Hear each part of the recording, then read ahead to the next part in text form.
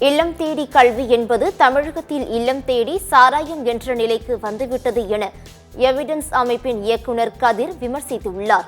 கள்ளக்குறிச்சி விஷச்சாராயம் சம்பவம் தொடர்பாக எவிடன்ஸ் அமைப்பின் இயக்குநர் கதிர் நேரடி கள ஆய்வு மேற்கொண்டார். மேலும் நரிமேடு பகுதியில் உள்ள தனது அலுவலகத்தில் கள ஆய்வு அறிக்கை வெளியிட்டு செய்தியாளர்களை சந்தித்தார்.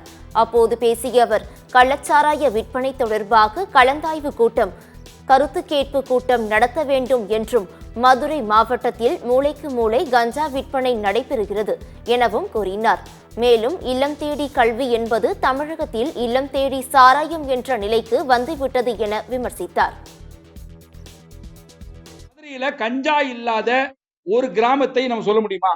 ஆபரேஷன் கஞ்சான்னு சொல்லிட்டு ஒரு ஏதோ போட்டாங்க, என்னாச்சு? போட்டு 2 வருஷம் ஆச்சு. மூளைக்கு மூளை கஞ்சா விற்கிறானா இல்லையா? கள்ளச்சாராயம் ஒழிச்சுட்டுன்றாங்க, கேன் கிடைக்குது. கஞ்சா ஒழிச்சுட்டுன்றாங்க, பொட்டலம் கிடைக்குது.